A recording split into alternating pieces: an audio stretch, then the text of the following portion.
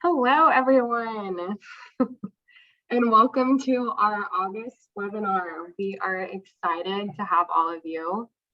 I hope you were inspired by some exciting, pumped up music during your lunch hour.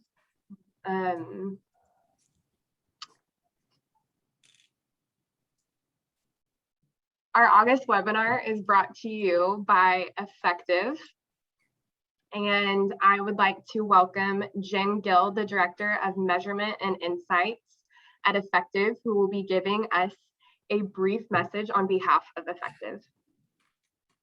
Awesome. Thank you, Amanda. Happy to be here on behalf of Effectv. And as most of you know, we are beyond the days of being the cable company.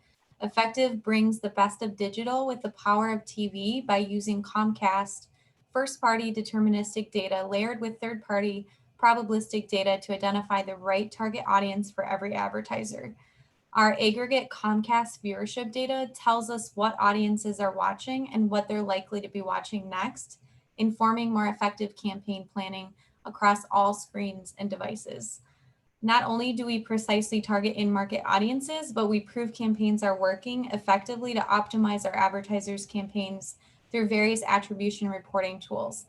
And through our partnership with TV Squared, who I'm excited to hear from today, we are now able to track immediate website traffic tied back to an advertiser's TV campaign. So with that, I'll kick it back to you, Amanda. Thanks, Jen. And I didn't introduce myself before, but my name is Amanda Rossi, and I am the Media Alliance of Houston president. We are excited to have all of you here. And I would like to thank all of our corporate sponsors: Odyssey, Brivik Media, Carlberg, Centro, Clear Channel, Effectv, iHeart, KHOU, KIAH, KTRK, Love Advertising, and MMI.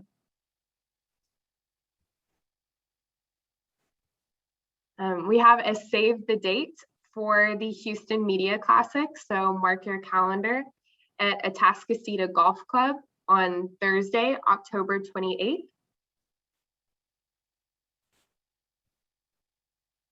Dream Fund is having an upcoming bingo night on Thursday, September 16th. You can follow Dream Fund Houston on Facebook for more information, and details will be coming soon on that, so be on the lookout. Making Access Happen, we are hoping to have an August event. So if you are someone in the industry that you've been in the industry for 3 years or less, or you have a coworker that has been in the industry for 3 years or less, we would love for you to fill out this form that Liz has just dropped in the chat, or you can send the link to a coworker so that we can get your email address and your name and send you information as we have more. So please fill that out, because we'd love to get in contact with you so that we can better serve those who are just getting started in the industry. And now I would like to welcome Sandy Caldwell, who is head of our scholarship committee, who will be introducing our scholarship recipients for Media Alliance of Houston. Thank you, Amanda. Appreciate it. And I also want to thank all of our judges this year. We had Amanda, Stephanie, Chris Caldwell, Liz Ferrari, Christy Coe, Avery Dominic, Glenda Carmen, and Missy Always. And I really appreciate their help this year. Judging our applicants, we had a total of 15 college level applicants and 7 high school Sandy Capel applicants. And we are pleased to be able to have awarded 4 scholarships totaling $10,000, which is not an easy feat this year with no fundraising. So I'm glad that we were able to award what we did to our winners. So our first, and I want to also point out that we had 2 MAH scholarship winners, 1 Brivik Media scholarship winners, thanks to Alan Brivik and his continued support of giving a scholarship each year, and then 1 the Sandy Capel scholarship fund that was started by iHeart Media to honor Sandy Capel's legacy of mentoring and developing young talent. So we have some great people that I'm glad to introduce, and they are all on the call today. We have Brad Springman is our first winner. and he's going to Baylor University, and he'll be graduating next year. His interest is public relations. And Brad, are you on the Hi, call? Sandy. Yep, I'm here. Hi, Brad. Can you tell us a Hello. little bit about how you heard about this scholarship, and then also what your plans are for when you graduate? Yeah, so I will be a senior at Baylor University, and the journalism department at Baylor shared the scholarship with us. So that's how I found out about it. And then after I graduate, I'm hoping to work in the public relations and marketing, digital marketing and advertising field, somewhere that kind of merges both together, probably at an agency. So yeah. Awesome. Great.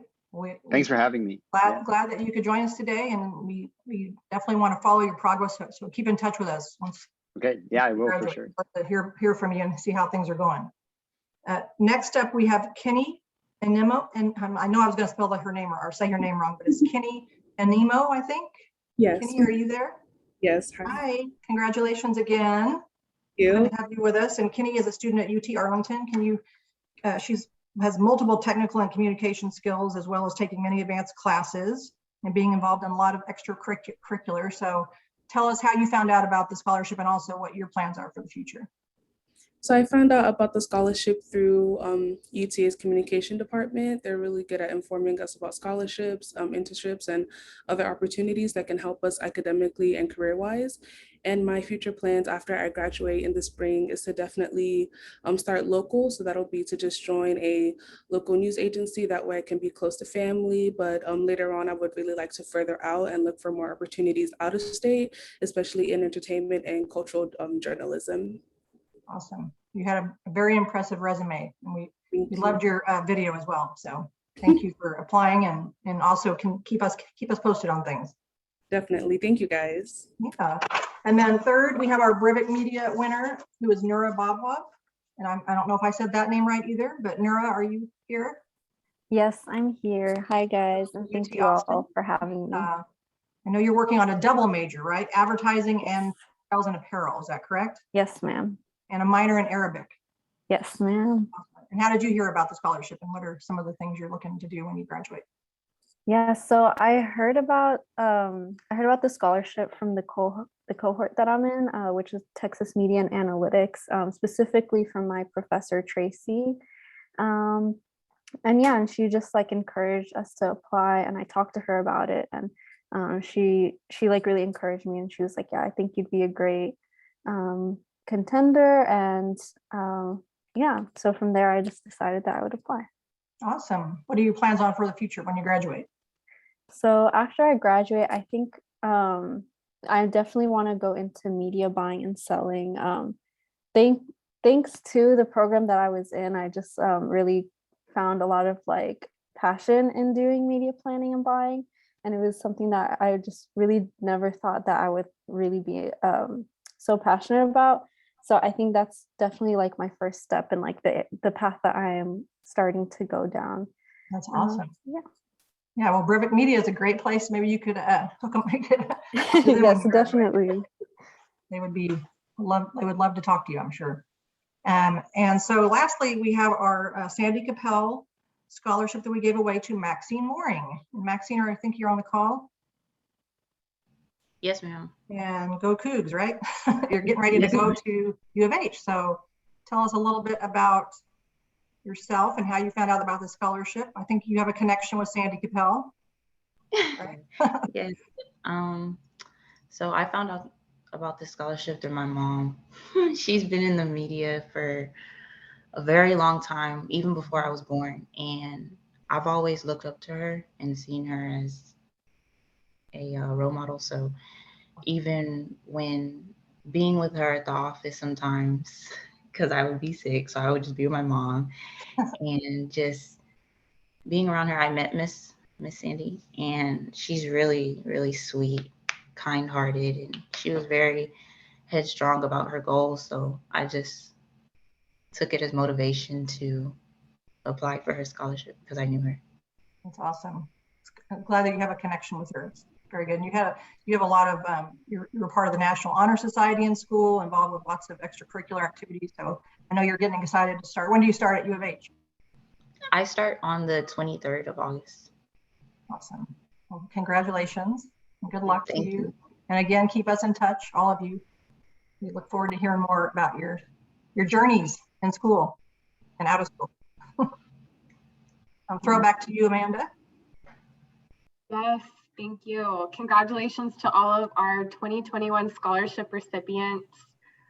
We were so impressed by all of your achievements, and we really look forward to seeing everything that you're doing. And we would love for all of you to come back to the Houston market and to continue to just add to the advertising market here, because we see your passion and we really see that you are the future of advertising. So with that, I am going to be turning it over to Chris Caldwell, our VP of Programming, who has put together a great program for today's August webinar. Thank you, Amanda. So today's topic is attribution and return on ad spend. We have enlisted the help of two industry titans in this space. Each is going to give a presentation. The first is TV Squared, and I'd like to thank Liz Ferrari at Effectv for helping us get these speakers. TV Squared is the largest global TV measurement and attribution provider, and they've been doing this for 9 years. Our first speaker from TV Squared is Ben Vandergrift. He's based in New York City. He's a graduate of University of Maryland. And if you didn't know, their mascot is a terp, which is a fierce turtle. He is described by a coworker as a true Renaissance man. He is a accomplished pianist, but he's also really good with ad tech. The second speaker from TV Squared is Andrew Longworth. He is also based in New York, although he lives in New Jersey. He's been with TV Squared for 3 years. Prior to that, he was at Comcast and NBC Universal. Little personal note about him, he has 3 kids under the age of 4, and they're all girls. So with that, I'd like to turn it over to Ben and Andrew. What we're gonna do is after they give their presentation, we're gonna have our second speaker from Viant speak. If you have questions, put them in the chat queue. You can either do that publicly or privately to me. At the end of both presentations, we will then go through the Q&A. So Ben, you have it. Awesome. Thanks, Chris. Can everyone see my screen, or Chris can give me a thumbs up on the screen share there? Awesome. So we already did intros. Andrew Longworth joined by Ben. Let's dive in, and congrats to all the scholarship recipients. Really exciting stuff. So a little bit about TV Squared before we talk about Converge TV and attribution. TV Squared is the largest independent global TV measurement and attribution provider, as Chris just said. We have thousands of clients sitting across the sell side and buy side of the TV ecosystem across 75 different countries. And different clients look through TV Squared through a different lens. So if you're a brand and you want to have TV Squared as your single source of truth and unified view for linear and OTT, you need a way to measure cross-platform across all the media you're purchasing. If you're part of the sell side, then that could be an MVPD, a local broadcaster, a national network, DSP, publisher. You want to prove to your clients that the inventory you're selling is working. You want to show that your cross-platform buy across linear and OTT properties is yielding a result that's beneficial for the client. And that could mean different things. There's different KPIs, right? So it could be ensuring frequency capping is met. It could be ensuring that certain KPIs are hit, a certain cost per or a certain outcome is hit for your advertiser. But we'll dig into this a little bit later on. But at TV Squared, we believe that TV should be measured how it's watched, regardless of the distribution channel. It's a good segue to first define what TV means in the new day and age. So since TV has changed, last night I went to look at Webster and see what they had for definition of TV. At first, it was missing the mark for the new world. They get all the way down to 3C, and it's someone named Donna Howell had a quote there. A couple of couch companions watching TV on tablets might not see the same thing anymore, even when watching the same show. Ad personalization, routine for most of the web, has come to streaming television.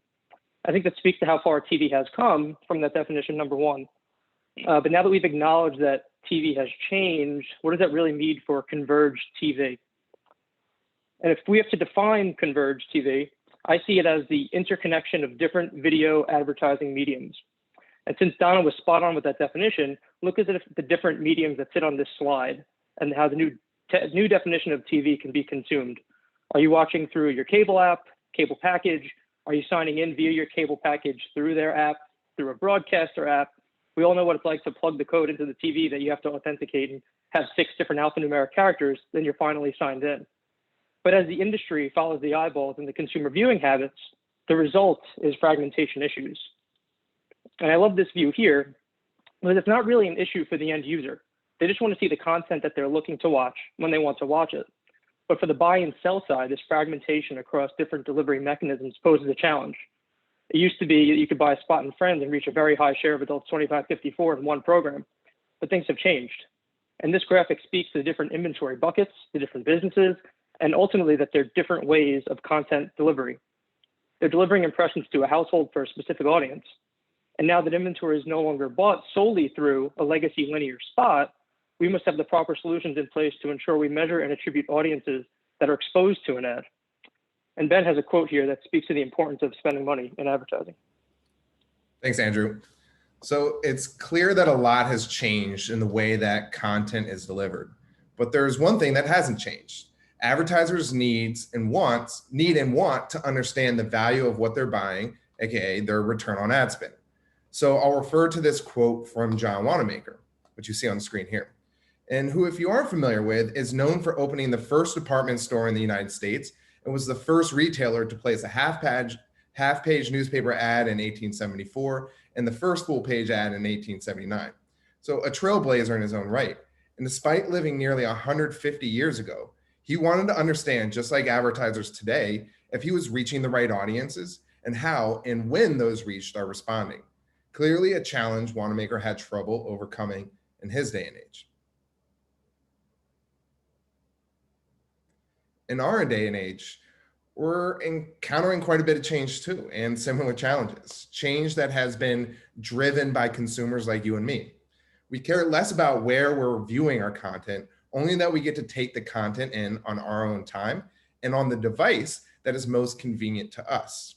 So at 6 p.m. after a long day of work, you may sit down to watch the news on your television, while other members of your family are watching their favorite program via a plethora of streaming services on their laptop, phone, and or tablet, or multiple at the same time. So it's key for us as media experts to utilize technology, data, and automation to simplify and unify how we measure the success of a campaign, which leads us to converged TV. No longer can we think of TV as just one screen, but instead how we can consolidate the fragmentation into one idea of converged TV being representative of all platforms, channels, and screens. So we find ourselves at a crossroads. And as media experts, it's our role to navigate that fragmentation for our advertisers so that we can bridge that gap between how people watch, how ads are served, and how we can put advertisers in front of the right people at the right time, and to prove that those people we've reached are the ones that define key business results for our advertisers. eMarketer reported that there was a 50% growth in CTV spend in 2021 alone in comparison to 2020. So while the needs of the advertisers hasn't changed, the way advertisers can get their message across to their desired audience has changed drastically, which is why it's so important that TV advertisers utilize cross-platform strategy and along with it, a single and unified approach to measuring an advertiser's return on ad spend or their attribution. So Andrew, maybe you could tell us a little bit more about what we mean by a single and unified platform. Yeah, absolutely. When dealing with fragmentation, you want to make sure you choose a partner that offers solutions to measure and attribute as much inventory as possible. You want to make sure that's being done with a fine-tuned methodology that takes all these different factors that Ben and I just talked about into account. And since your inventory is being bought across a multitude of linear and digital partners, you want to make sure you choose a vendor that has the right partnerships in place. And at TV Squared, we work with a variety of publishers, media owners, data vendors, and ad tech partners to ensure your needs as an advertiser or seller are met. And here's one slide snapshot of some of the partners we work with to make sure that we can empower both the buy and sell side in the industry, regardless of how TV is consumed. Ben, if you can spend some time talking about different types of questions that could be answered with some of the views that we have on the platform. Absolutely. So before we move into that, I'd like for everybody on the call right now to visualize the sales funnel. And many of you are probably visualizing the funnel being broken into 3 parts: awareness being at the top, then consideration and intent at the bottom of the funnel. And each portion of the sales funnel can be used as an opportunity to prove the value of an advertiser's marketing plan, right? How can we attribute what they have bought? And that's really what attribution is, being able to show how media is impacting the sales funnel or customer journey. So let's break that down into more tangible examples. So starting at the top, awareness, which runs parallel to measurement. How many people did I reach? How many times did I reach them? And how many overall eyeballs did we reach? I think we can all agree that if somebody is exposed to an ad, they have been made aware of that particular good or service they just saw. But advertisers want and deserve more. And that's where outcomes come into play. And this is where consideration and intent sit. Now imagine you're in the market for a new vehicle or perhaps a new roof or anything that you may want to buy. Before making a major purchasing decision like that, it's likely you'll do some research. Now you can't type in the name of a business that you've never heard of before.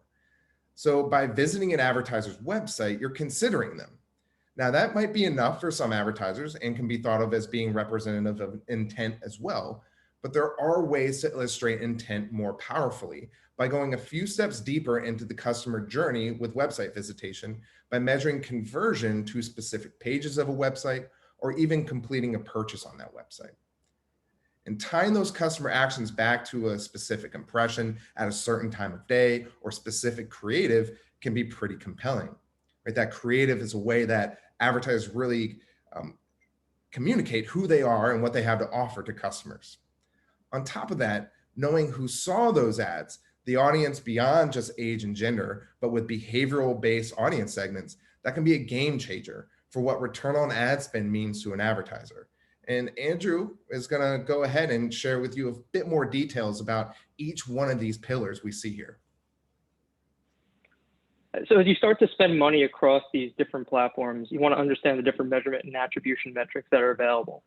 So for example, you want to understand how many times am I exposing a household across linear and OTT, right? So that converged TV world. How does reaching a household across both linear and OTT or digital yield a better result than just hitting them on one platform? I mean, let's say my outcome that Ben was just talking about, my KPI is driving new subscriptions. How many times do I need to serve an ad to that household to drive that subscription? That's really important. You want to make sure you identify what that optimal frequency is. You have to avoid those wasted impressions, which does hurt your ROAS if you start to impress the same household over and over and over again, which we're all familiar with that experience at times. And what about looking at audience that Ben just talked about as well? Am I reaching the intended audience across linear and digital? Based off in platform analytics, you want to understand where those pockets of your target customer profile sit. Are they taking action? And potentially unlocking new customers in your profile, which we'll talk about a little later on.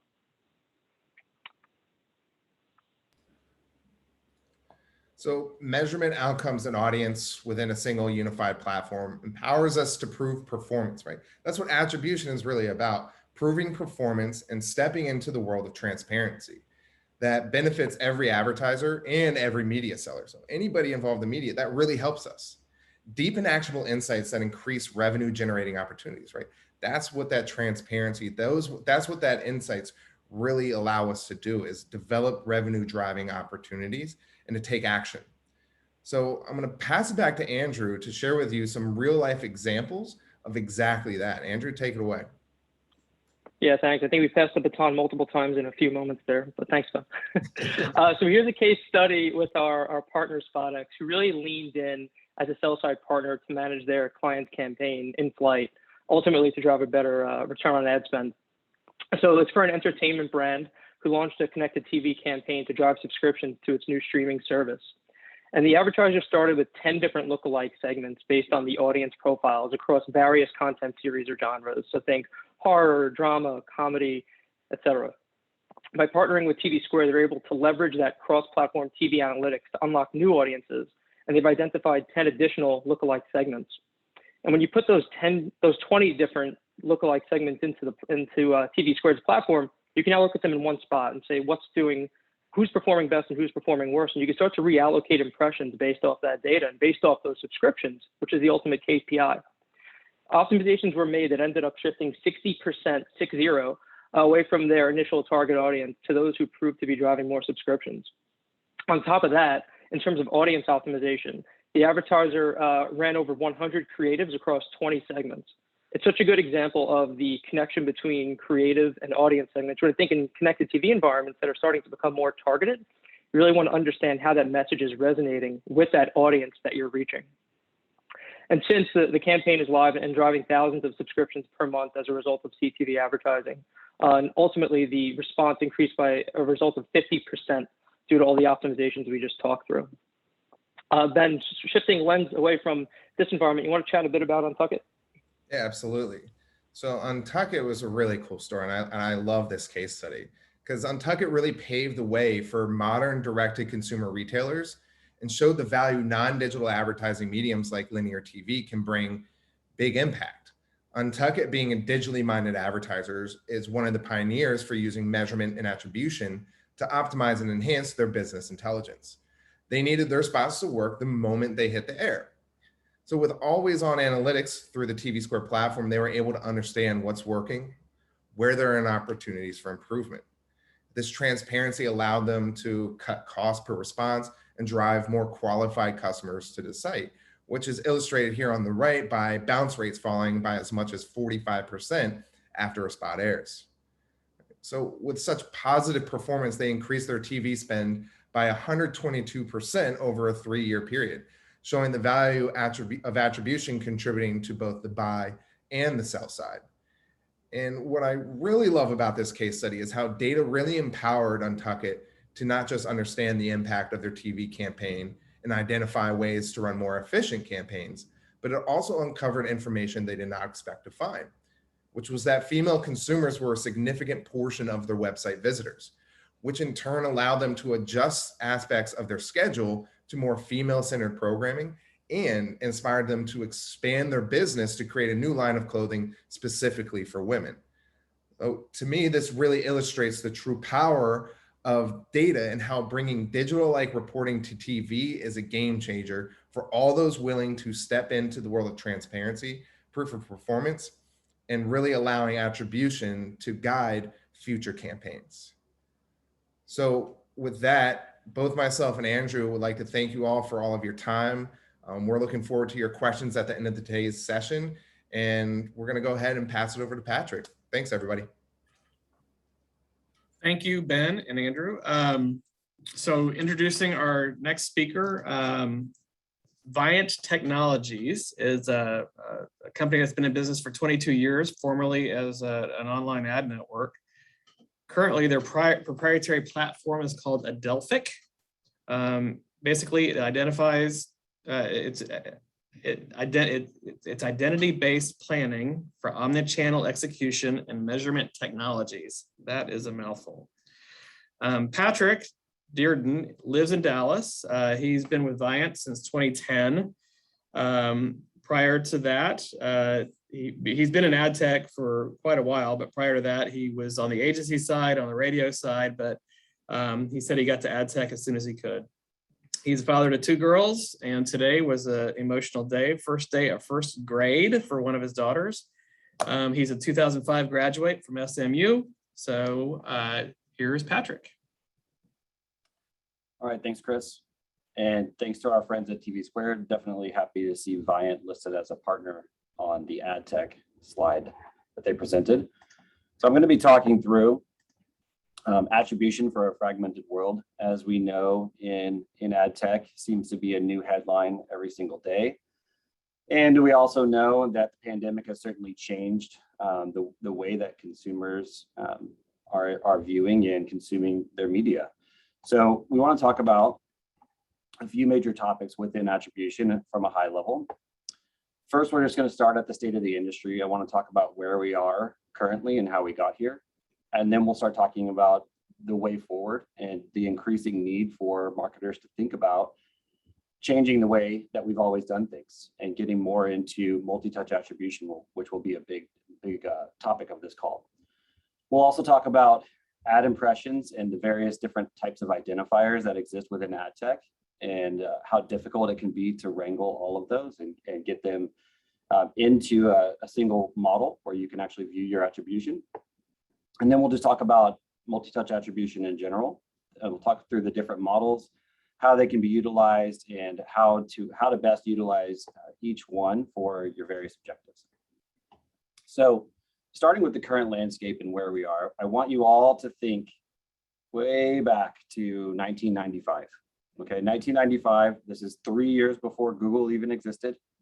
This is 4 years before Mark Cuban became a billionaire.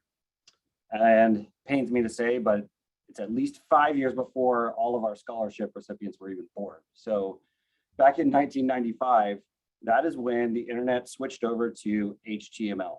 And HTML allowed for the invention of the pixel. So as you all know, if you wanted to start a website, you could just get your URL set up. You could simply create a pixel, place that there on your website. Most likely, eventually would come from Google or could come from any of your other partners. You place the pixel on your website and boom, you've got attribution. It's as simple as that. I can now see everyone that I've touched along the consumer journey and be able to actually see, did they come to my site and did they buy something? And unfortunately, that really hasn't changed much over the last 26 years. So if you look at it now, that the vast majority of all attribution that's being done online is still based on last touch attribution, which is enabled by the dropping of a third-party cookie through a pixel on a website. This also is the same thing that allows retargeting to happen. So if you look at this, the way that last touch attribution is designed, and therefore the way that the cookie actually works, is it's actually giving all credit to whoever the last one who touched that person right before they came through and made the conversion. So most likely that was either a Google search ad, which majority of the time it will be, and then the next most likely probably a retargeting ad of some kind. So looking through that, you're giving all credit to the last touch on that consumer journey without paying any attention to all of the other times that the consumer was reached prior to that conversion point.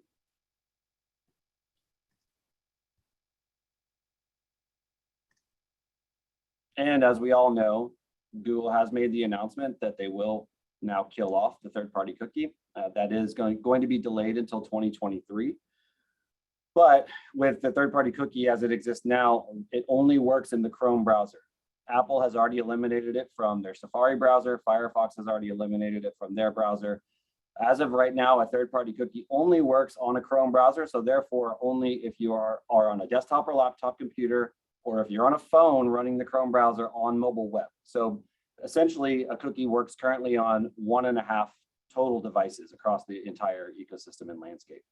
We can see from our own analysis of the OpenRTB pipeline that a cookie currently is present in about 46% of all ad calls that come through. And we'll talk more about that in a few minutes. As you can see here, of course, there's, this is something that's been in the news ever since Google made the announcement last year. And there seems to be a new headline coming through every day. Apple has certainly added to that fervor with some of their recent announcements with the with Apple's ATT app tracking. And we'll talk more about that as well. And of course, the obligatory headline that coronavirus has to be involved in a little bit of everything. So part of the challenge of what we see here is the cookie as it existed in 1995 was great because back then there was only a desktop computer and it was very simple. Everything happened on one single device. But as that landscape has evolved over the last quarter of a century, we can see all of these other different identifiers that are competing really for the impressions and the conversions. So you have the cookie IDs over there on the far right-hand side, but then the proliferation of all these other devices like the mobile phone, the tablet, the connected television, and then all of these other different identifiers, both identifiers of the individual through their PII data, as well as all of the ad data on them. So things like their ad server logs, the impression logs that they've seen, what emails have they opened, which pixels have they triggered, what location are they currently in, all of that stuff has to be taken into account when you're trying to compile measurement and figure out what actually is working for my advertising dollar. And really that gets complicated because right now measurement is extremely siloed. So if you look at all of the different devices, each different device uses its own identifier type. So if you look at where an IP address works, that's very different from, for example, like where a third-party cookie currently works. So you can see especially challenging in the case of CTV because you're limited to identifiers like an IP address or a CTV ID. Part of the reason why the frequency on CTV can get so out of control and targeting and measurement start to become so difficult. As you see across the board here, each of these different device types has its own set of identifiers and they don't work with each other. So as you look at what's happening with the third-party cookie and the eventual deprecation of that by Google, we're going to be left with a slew of different identifiers that still won't speak to each other, and still the need to figure out a way to break down these silos and look at the individual person in the household that are being targeted across the entire cross-device and cross-channel campaign. So really, if you simplify that slide and just break it down into what are the big four identifiers that are out there in the space. First is the cookie ID. We've talked a lot about third-party cookies. First-party cookies will still be in existence. So we're talking specifically here about third-party cookies and mobile ad IDs. The recent changes that have come from Apple, where they will be eliminating the mobile ad ID that's coming through in the ad call for an advertiser to be able to utilize that. We expect that Google will also be doing the same thing with Android, so that will become an opt-out function. So we will see the sharp decline of both the third-party cookie and the mobile ad ID as we move forward into 2022 and beyond. Right now, we see the IP address is present about 98% of the time through all ad calls, but an IP address itself, there's not a whole lot that you can do with that piece of data unless you have other things to bring and layer on top of it. Now, one of the challenges with IP is that across the United States, there are 1.5 billion IP addresses, but there are only 150 million households. So therefore, only 10% of all the IPs are actually the ones that you want to be speaking to, and not the airport or the Starbucks down the street or the cell phone tower that's on the corner. And then lastly, the alternate IDs. This is sort of just a bucket of all of the rising identifier types. You'll see in there like things like the Unified ID 2.0, the LiveRamp ID would be part of that. Google's Phlox is part of this. IDFV, which is an identity for app publishers. And then also publishers are starting to create their own IDs. Right now, we see that that bucket in its entirety only makes up about 8% of the identifiers that are present in an ad call. So right now, we're just going to in varying states of flux with all of these different identifier types, but that just adds to the challenge and increases the difficulty of trying to figure out how to do measurement. And then taking a step back here, let's just look at the ad impression lifecycle.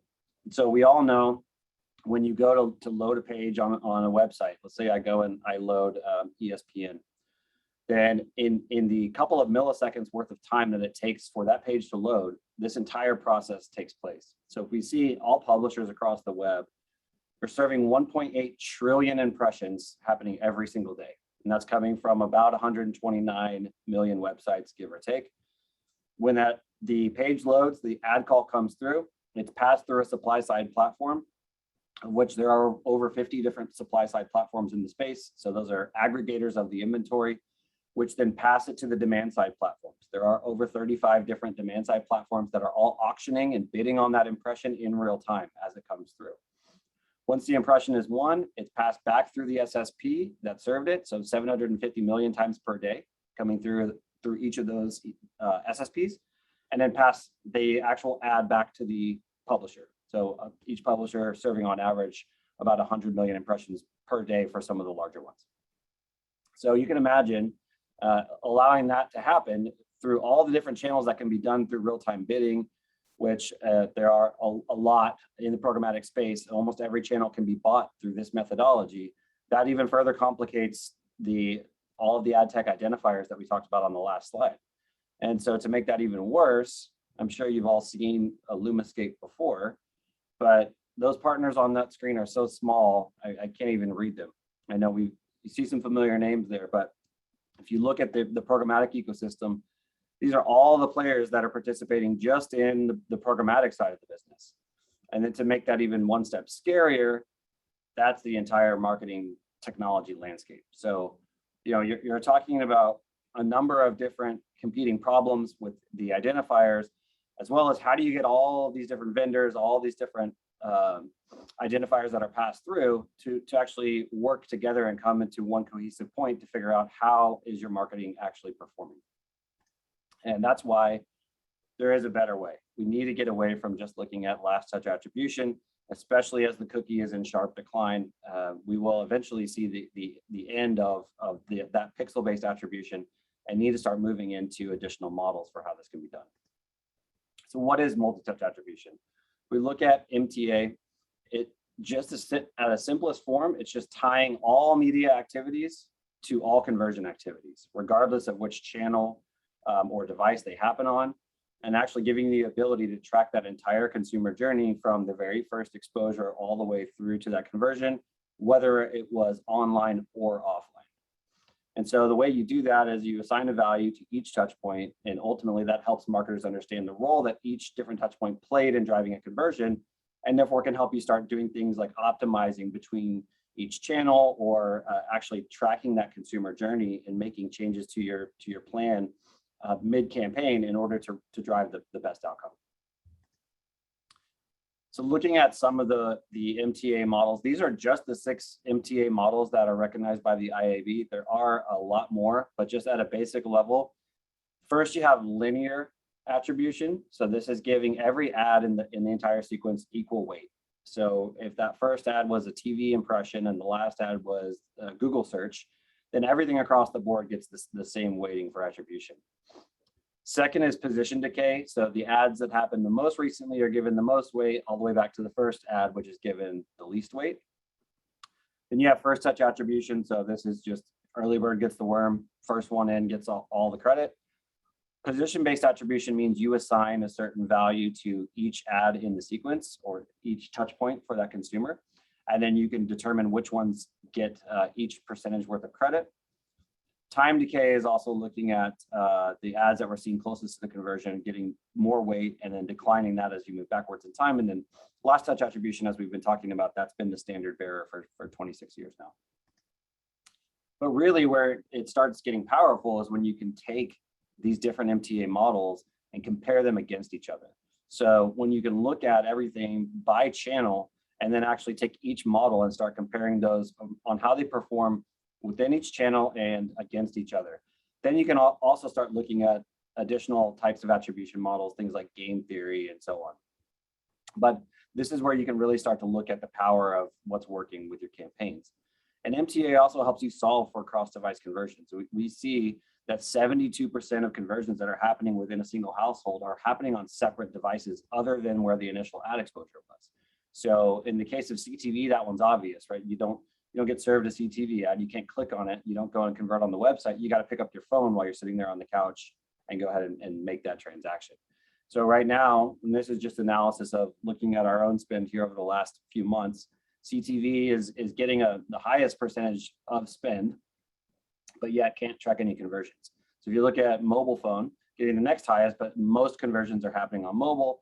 And then you go down to desktop and tablet where you're going to get a smaller percentage of all the conversions. So really important to bring in multi-touch attribution because the majority of all those conversions are happening cross device.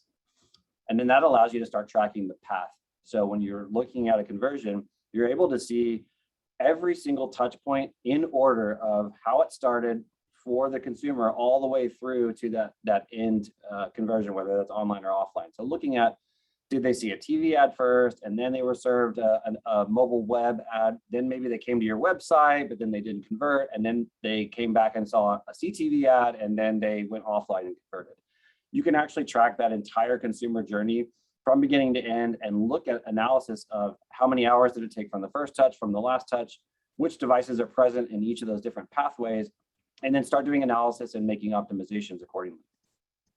So really that gives you that clear picture of what device is actually working to drive conversions and how do these devices work together and how do all of my different channels work together on my media plan in order to drive that ultimate outcome. So that is the need for multi-touch attribution, and I will wrap it up right there and we can move towards Q&A. Thank you, Patrick. Okay, please to ask questions on the chat. I've got one in the queue right now. This is specific to TV Squared. how long does it take? What's the minimum amount of time it takes for a TV Squared measurement study? I can take that one. There really is no specific amount of time. It really is tied to your goals and your advertisers' goals. So we can measure it within our real-time platform as little as 1 day's worth of the impact of a campaign, right? Within one spot, we measure each impression and spot individually. So while we may not recommend you just measure 1 day's worth or 1 week's worth, right, it's always better to have a client on for longer, for at least a month to 3 months, a full quarter. So it really depends on your goals and how you want to go about reporting back to your advertisers. But the short answer is as little or as long as you want. Okay. My next question is for Patrick. And I'm going to ask this question because we, as an agency guy, we get asked this a lot. Why do we continue to plan and recommend traditional media that isn't necessarily attributable? Both your presentations talk about connected TV, mobile, desktop, email. What about other traditional media like billboards, out of home, radio, print? If we can't attribute anything to those ad dollars, should we still plan them? So my short answer would be yes. And I will say that the industry, that's something that we've been working on for a long time in terms of pulling in those traditional channels and making them more tradigital, and really trying to bring in the tracking capabilities that come along with that. Because I think about some of those channels that have historically been traditional, everything has taken at least one step towards digital, right? Linear TV has become connected TV, out of home has become digital out of home. So you still have the digital forms of those channels, which are all trackable, but you also have tracking technologies that are now starting to work backwards into traditional. So you can do a lot of things through lat long tracking. You can do a lot of measurement through linear TV, as we heard from our friends at TV Squared. There are ways to do that and still pull it all together, including print. So that it can be done. Just have to make sure you really vet partners and methodologies on how to approach that and really look at the entire omni-channel picture. Great. Any other questions? I don't see any other in the queue. Oh wait, here's one. What is Internet Explorer's stance on third-party cookies? Oh boy, what is Internet Explorer, as we've seen, I'm happy to share this with everyone after the call. It's obviously been on a very sharp decline over the last several years. They will not exist in a cookie world. There will be, when Google eliminates the cookie, that essentially eliminates all but about 1% of all the remaining browsers that are left, which is kind of a combination of Internet Explorer and Opera browser and a few other like Samsung Edge and some others that are still out there. But once Google really drops the hammer, we're talking about going from a market space of about 46% of all ad calls that are passing a cookie to, we expect to go down to below 1% once that happens. Great. All right, I think that's the end of our Q&A. So thank you guys for your time today. It was very insightful. I feel like I need a nap, but if anybody has any questions that after this presentation, as you sift through all this data, don't hesitate to reach out to me, and I can certainly relay the question. So back to you, Amanda. Yes, thanks everyone for attending today. We will be putting this on YouTube, so if you have anyone that was not able to join, they'll be able to access this. And we'd like to thank Effectv again for being the sponsor of today's webinar. Our next webinar will be September 8th, so we look forward to seeing you back then. And we hope that everyone has a great rest of their day. Thanks, everyone. Thank you. Thank you. Bye-bye.